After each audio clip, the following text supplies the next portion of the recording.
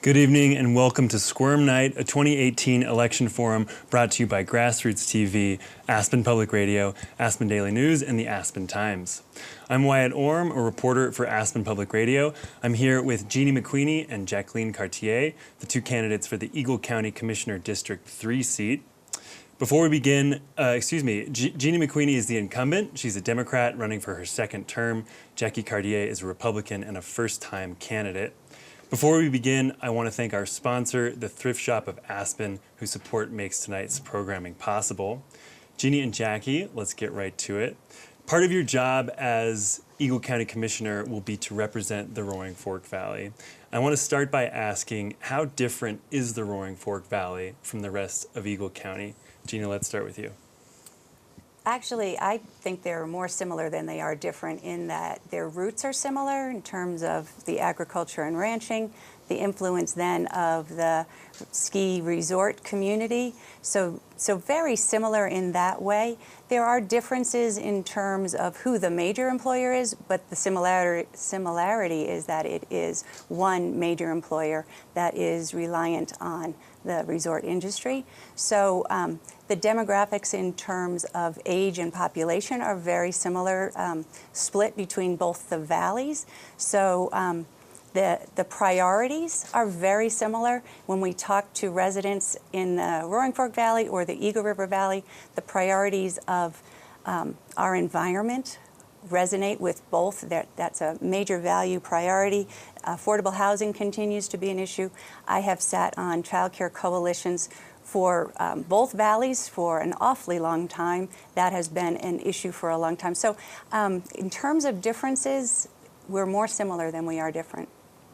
Jackie, what do you think? To the points that Jeanne was making, there are similarities, but there are unique personality differences, and that really extends into priorities. So that when you've got the Roaring Fork, in the Eagle Valley side, you've got a lot of ranchers, you've got a lot of people that have been there for generations. But a lot of the communities are fairly new, relatively new, compared to this side. This side, what we're looking at is, you know, you've got Aspen that was around for a very long time as a mining community. You had Basalt. I mean, all of our communities have been around for generations. And as a result, when you're looking at decisions that are being made, I think we naturally tend on this side to think more long-term. And it's not that we are not impacted by short-term, but I think for us, we tend to think of the longer-term consequences before the shorter-term benefit. Does that resonate at all with you, Jeanne? Actually, I'd have to go back and check my history, but I think Red Cliff has been around for an awfully long time, which was the original seat for the county, and started again as a mining community. So when we talk about the similarities, they did start in very like ways. Okay, let's move on though. Jeanne, you don't live here, but obviously your constituents do. How do you make sure that you are sort of checking in with them? We have a lot of opportunities for collaboration between both sides of the county, if we talk about it in terms of two valleys. Between the commissioners, and it's an interesting thing, it is District 3, so you have to live in the district. So this is District 3. Here I mean the Roaring Fork Valley, right. Of course. But which is District 3, right. Includes the Roaring Fork Valley. But once you're elected to county commission, you represent the entire county. So so for me, I sit on a number of commissions and boards on this end of the county. I'm here on the Rafter Board every month. I'm on the Basalt Child Care Coalition, the Cradle to Career Initiative. I work extensively with Valley Settlement. There are a lot of opportunities to be here. Kathy is over here on a regular basis talking about water and the different boards that she's on. So there are a lot of opportunities. We have every bi-monthly meeting of mayors and managers that Ryan comes over for. We have joint meetings, as Patty Clapper was talking about. We meet with the Pitkin County Commissioners, with the Basalt Town Council. So a lot of opportunities. We had a series of community events. We talking about topics that were of interest. One was affordable housing, one was childcare, one was climate action. We had the same evening presented in both locations, one over here and one over there. And so we are always cognizant of the fact that we want to make sure it's convenient for the residents here to reach us and to share their ideas with us. Great. Jackie, you live in Basalt. Do you think that that necessarily makes you more able to represent the Roaring Fork Valley at the county seat? Well, I think it's more than living here. I raised my son here. He graduated from Aspen High School. And the thing is, when you're here, Jeanne was referring to many opportunities to be here. And there certainly are many opportunities to be here. Most people do not see Jeanne here, they see Kathy here. And they're grateful to have Kathy here. I think it's important to understand that when you've got decisions that are unique to a particular community, that you engage that community, and the best way to engage them is to actually sit face to face with them. And that's hard to do if you're not here. So I know that there are numerous opportunities, there are lots of meetings, there are lots of things that people can do, but Kathy seems to be the one that is up here doing it, and we so appreciate that she is. I know, Jeanne's got a lot of other things that she's involved with on the other side, I presume. But as she mentioned, you've got District 3. It extends quite a ways. It's not an easy thing to do. It's not an easy commute. I'm doing all of my campaigning over there, and my car gets 14 miles to the gallon. It is my money pit. So, I understand that distance, and it's not always easy to do. But if you're in District 3, you really need to make that additional commitment. And it's much easier if you're here. And then I'm also, the Roaring Fork School District is a client of mine, as well as the Eagle County Sheriff's Office. But the Roaring Fork School District, I've been working with Bridges High School for, practically since they started. And it's a wonderful community. And when you're on this side, you also understand that the Roaring Fork, every individual town has their own personality, right? But the entire valley considers itself in many ways like one. You don't sit there and go, oh, we just passed Pitkin, we just entered Eagle, we just entered Garfield. Doesn't happen, right? You're taking your kids up and down the valley everywhere. And the kids are doing a variety of things together. And they're all skiing in Aspen or down in Sunlight. And so it is, in a way, a large community with individual personalities and towns within it. And I think that being here and experiencing that, and I moved here in '97, and it's just an integral part of who I am, and yet I've been able to spend time in the Eagle Valley too when my son graduated in 2008. Jeanne, do you want to respond to anything that Jackie just mentioned? Yeah, I would take exception to characterizing Kathy as being here more often, because what we do as 3 commissioners is divvy up the work. And it doesn't matter who's in which seat. Kathy has extensive background in water, so she's over here for the Rudai Reservoir and for the issues around the rivers and the clean water. I am here for public health, human services, child care coalitions. Those are the ones. So I would think if those people were asked, I'm here more often for them. I'm also here for RAFTA every month. And if you talk to other people, Jill sits on transportation commissions for us. She's down in Denver a lot because that's where you have to testify around issues of health care and transportation, which is what Jill focuses on. There are too many departments and too many areas of focus for all 3 of us to do all of them. I think we're fortunate in that I trust Kathy when she's here to carry the message, and Jill, and they trust me that when I'm here I carry the message for the commission. Great. So let's move on. Jeanne, this question's to you. Some people here in the Roaring Fork Valley feel that the current Eagle County Commissioners are out of touch with what people in the Roaring Fork Valley want. There's even a group in Basalt that wants to secede from Eagle County and join Pitkin County. They say that part of it has to do with they don't want to travel as far for jury duty, but the criticism in large part is that Eagle County approves development projects that the community does not want. How would you respond to this? I would respond that, and I'll respond for the three commissioners. We absolutely love representing the Roaring Fork Valley. We feel as if it is part of our county. You make that turn out of Glenwood and you see Mount Cypress, you can't help but have a good day. It's just a great place to come to.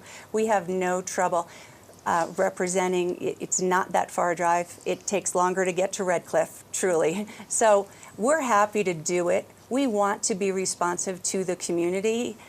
What we would like to talk to them about is what exactly, we can't change where jury duty is. That's beyond our control. But we have heard that it's not convenient to recycle at the landfill if you want to drop off your tires or a large TV or something. So there's ways that we could work with Pitkin County to make that more accessible. We have deployed the Mirabus, the Mobile Intercultural Resource Alliance, to make our services more convenient to the communities, and that comes to the Basalt and Elgibel area on a regular basis now that we have it up and running. We have the public health and the human services and the clerk and recorder and the sheriff have satellite offices here. We would be happy to work with any service that people think we need to provide more of. Okay, but as I said in the last question, that a lot of the beef, for lack of a better term, has to do with land use decisions, and I want to ask you about one of those in particular. In 2017, you voted to approve the tree farm development, which is across Highway 82 from Whole Foods. The plan is to create 340 residences and over 100,000 square feet of commercial space. You were at these meetings. I was at these meetings. This was fiercely, at times viciously debated. The town of Basalt and Pitkin County asked the commissioners to deny the proposal. You voted to approve it. Why? And I just want to correct your figures because some of it's misinformation as well, because the commercial that does not include lodging is only 7,400. And that, when you say it's over 100,000, you have to know that what we negotiated with them was their request for a hotel. If that hotel does not happen, it becomes housing, not additional commercial, which was one of the areas of discontent for the community that came out. And I think what I would respond is that I hope that the people who came to the meetings saw that we were listening to the people who came, that we were applying the standards that were available to us. We were using the master plan and the future land use map as it was designed to interpret the proposal in front of us. And that when we heard from the community and they said, well, we would want more of this or less of this, that we integrated that into the plan as best we could. So it's interesting that people say you didn't listen to us. If we didn't follow everything, but it does feel a little bit like the plan changed based on the feedback, that means we were listening to you. And it's difficult when the room is saying half of this thing and half of the other thing. So we can't actually listen to everyone in the room because they were saying opposite things. But I would hope people that were there watching saw that we were respectful and gave time to everyone that wanted to speak, and that we did our best to integrate that while upholding the standards that we had available to us. Okay. Jackie, your thoughts on the tree farm approval? Yeah, in terms of how it came down, the commissioner who spent the most time here voted with the people in the Roaring Fork Valley, and that was Kathy. This project is amazing, and both sides agreed that it was amazing. It started Both sides, really? I distinctly remember people being less than thrilled about the project. Well, they were less than thrilled about the results of what would happen if the project went forward, but the project itself people liked. Okay. In a similar way to some of the controversy that went on with Willits and what have you, and then ultimately people kind of liked it, right?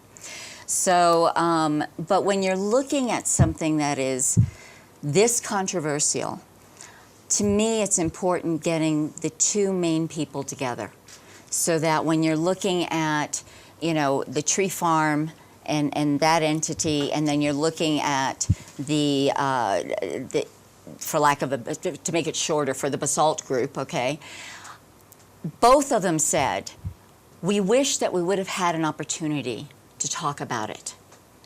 You know, we think that this could have been settled so much easier if we'd have been able to just sit down. If they would have just talked to me, right? And of course, both of them have phones.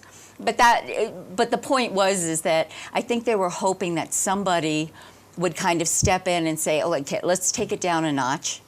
I understand how this has changed over the past 10 years. The economy has changed.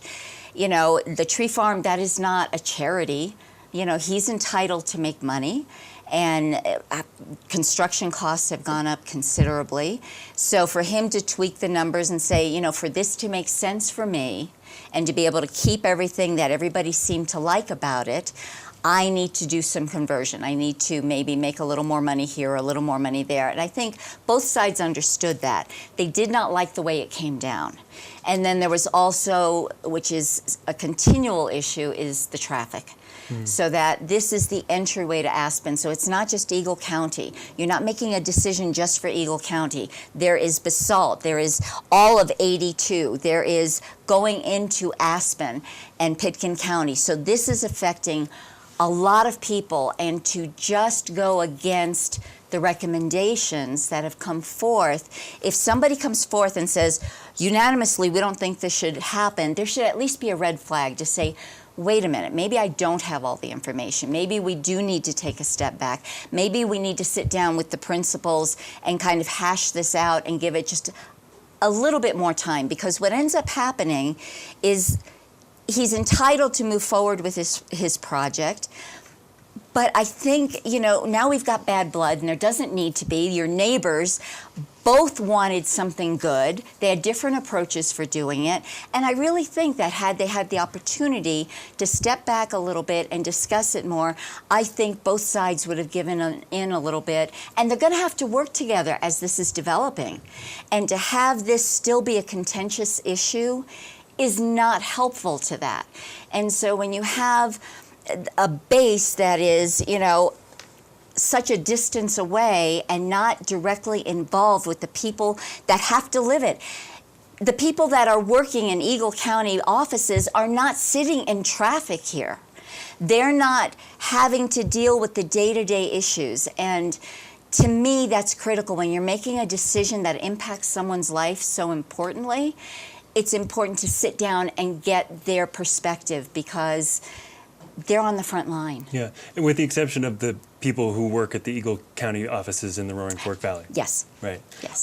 The other thing I wanted to ask was, so, I mean, this was a very complex and long process, and there were people who outright did not want this passed.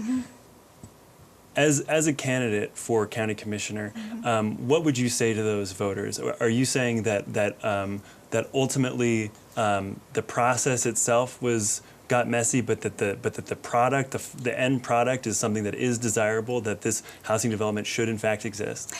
The end product is up to the decision of the people who live here. And so when you're looking at people who are against doing this entire project, a lot of them are concerned about the environmental impact. There are other impacts as well, you know, and like we discussed, there's traffic, and there are other things that people are concerned about. But when you evaluate that element of it, and there's a lot of people, you know, everybody has their special interest, right? Their special area that they're concerned about. You're also looking at the economic impact to the area. Do we need it? Okay, and there's a group that says, no, we absolutely do need it. Okay, so now you're sitting there, now how do we balance the economics with the environmental? And we do that all the time across the Eagle County, right? I mean, we live in a gorgeous place. We don't want to mess it up. Yet we do live here, so there's certain things that are realities. We do have to have an income in order to provide services. So listening to everybody and making sure that everybody is part of the decision and that their opinion is valued is critical. And if just because you're in a position to do something doesn't always mean that you should do it. And so, you know, sometimes it takes stepping back. Sometimes it takes let's bring everybody to the table one more time. We're not going to drag this out. This is not going to be a multi-year thing. It's already gone on for 10, 11 years. But one more meeting, one more get together, one more community, come on in. There's a real reason why he's changed this. What can we go with? What can't we go with? Because we're all going to live with it. Whether you were for it or against it, we're all going to live with it. And when you're on the other side, it's sometimes hard because you're not dealing with it every day. But the people that have to go from Down Valley to Aspen every day, they're going to be dealing with it. But then the people, if we're sitting here, we're going, all right, we need that income. We don't have that income. Are we going to have to cut back on services? Yeah, that's an everyday thing too. So balancing that, and we always come up with the right answer. I mean, it may not be the answer that we might particularly want, but it always ends up turning out okay when we've involved everybody in the process. Okay. Well, there's lots more to discuss on this. We're going to keep moving, though. Jackie, this morning I went on your website and I read the points under your platform. You talk about affordable housing, and you're very clear that there are lots of things that you want to look at as far as affordable housing goes, including a variety of housing types like tiny homes, maybe even dorms for seasonal workers. But at no point did you mention that the county should build more affordable housing. Why is that? Because it seems that we're always chasing after affordable housing and we never can build enough. And the affordable housing that we build, because supply and demand and development costs, means that most affordable housing really isn't affordable for most of the people that live there. And that's sad, because when we think of affordable housing, we think that it's going to be affordable for the people who need it most, but the people who need it most generally don't. If you're making $18, $20 an hour, you can't necessarily afford to move into a $400,000 or $500,000 house, even though it's affordable to free market. Yeah, it's not $1.5 million. In comparison to free market. Right. And so, for us, affordable housing prices are free market prices on the Front Range. And so we have to evaluate that and say, yes, we got to continue to build and try and do something, but we also have to look long term. Because if we build something, all right, so there's enough maybe for 40 families, and there's hundreds of families still waiting. And, we need to start looking at this as a long-term situation and seeing if maybe we can come up with something different. And I mentioned some ideas there. I mentioned even like crowdsourcing ideas, which sounds, for some people, it sounds way out there. On the other hand, all we're saying is we're kind of stuck here. And we need some different perspectives. We need people who have maybe experienced something in some other part of the world. And sure, it can come up here and we'll say, okay, that just doesn't work here. But if we open it up and we get all of these ideas, all we need is one that really works. And I just think that while we're continuing to chase after affordable housing and to try and supply it, we also need to start thinking long term. And if that's occurring now, it's not visible. Okay. I want to give Jeanne a chance to respond to that, but we'll come back. Okay. What was the question? I asked Jackie about about some of her ideas for affordable housing. On her website, she makes no mention of just building more affordable housing. Maybe you could speak to successes that you feel you've had as a county commissioner as far as affordable housing is concerned. So I'm trying to clarify what you mean by the county building affordable housing. So the county has not built affordable housing all by itself since Miller Ranch. That was a good long time ago. But what we do is partner with a private developer with some tools that we have in our toolbox so that they can get their project built. And we do require a certain amount of those homes be affordable. And then we do have a way of buying down additional deed restrictions and things like that so that we can allocate more of them as workforce housing. So we have a needs assessment at this point that tells us exactly where people would like to live. The needs assessment, the whole housing needs assessment for the Roaring Fork Valley from Aspen to Parachute was rolled out to the community last Friday. So when we take those two two different needs assessments for the two different valleys. We know exactly what people want. The developer knows exactly, I don't want to build for rent properties here when everyone here wants to buy. I don't want to build tiny homes here because people want 3-bedroom homes. So that gives them some very good information. And then we have tools in our toolbox like some water tap fees and we have a little bit of land, but we don't have the ability as a county to outright build affordable housing. Okay, so I learned that we just have 5 minutes left. So I want to get back to Jackie really quickly. Another thing that you say on your website is you advocate for approaching the housing issue from a different angle, and to paraphrase, I felt as if you were saying, let's basically improve the economy such that people don't need subsidized housing. And I just want to. I went on Zillow.com to look at some of the median house prices in the Roaring Fork Valley, and someone who wants to buy a home here would need hundreds of thousands of dollars in order to afford a down payment. So I guess I wanted you to elaborate on what kind of economy exactly you're envisioning here. Well, what I'm looking at is I'm saying we've got two approaches to this. One that we're going after right now, which is to build more affordable housing, to find ways in which to do that becomes economical for more people. The other is to say, why do we need affordable housing? We need affordable housing because we're not making enough money, right, to build or to move into free market housing.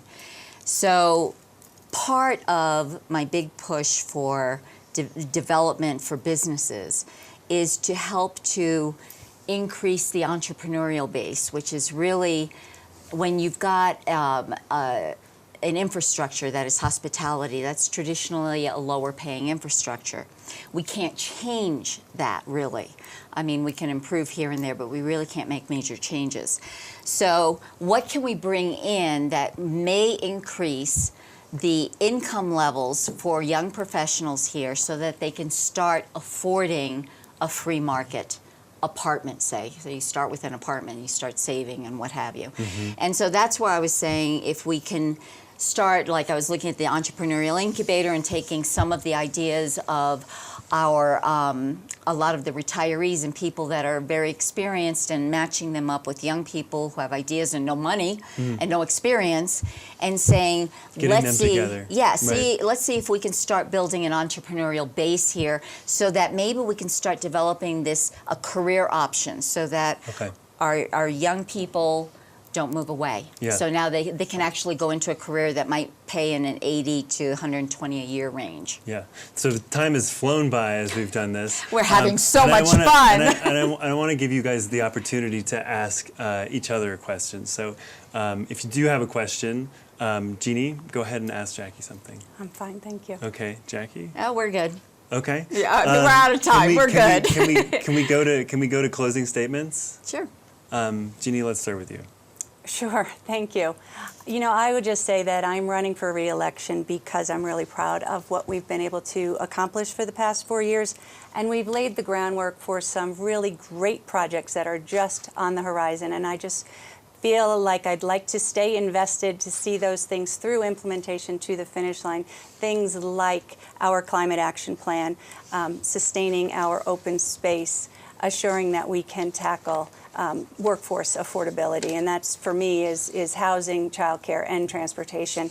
So we have some really big goals. We're working very collaboratively with every town and municipality, and I would like to continue on to see these things through. I would ask people for their vote and to maintain the momentum that we've had. So thank you very much. Jackie? Okay, so locally, having greater representation, I think, this section of Eagle County represents about 20% of Eagle County, and they just aren't getting the representation they need. Maybe they are and they're just not feeling it. It needs to come together. That's number one. Number two, there are so many incredible projects that we can do, that we can move forward in. We've got young people that want to stay here. They want to move here. They want to have a life here. They want to have a career here. They want to raise families here. And we continue to run into it's not affordable. And we don't want people to feel that the only way they can live here is to be dependent upon the government to take care of them. These young people come in and they have, you know, they have debt, they have issues and they're trying to build a life and trying to enter a career. And if we can give them that option here, we won't lose them to the Front Range. They will want to stay because there's something here to stay for. But right now, we're aging out. There's my generation, and then there's the young people that come in, and that middle group, we need to train them for leadership. My generation needs to go away. We're dying off, okay? We need these young people to come in, and we can't have them assume leadership positions if they don't live here, and if they can't earn a living here. So please, if you want something exciting and different and new and to really step out and make exciting things happen, vote for Jacqueline Cartier for commissioner, and my website is cartierforcommissioner.com. And I'd be happy to answer any other questions for you. Great. Thanks to you both. That was Jeanne McQueeney and Jackie Cartier, the candidates for the Eagle County Commissioner seat.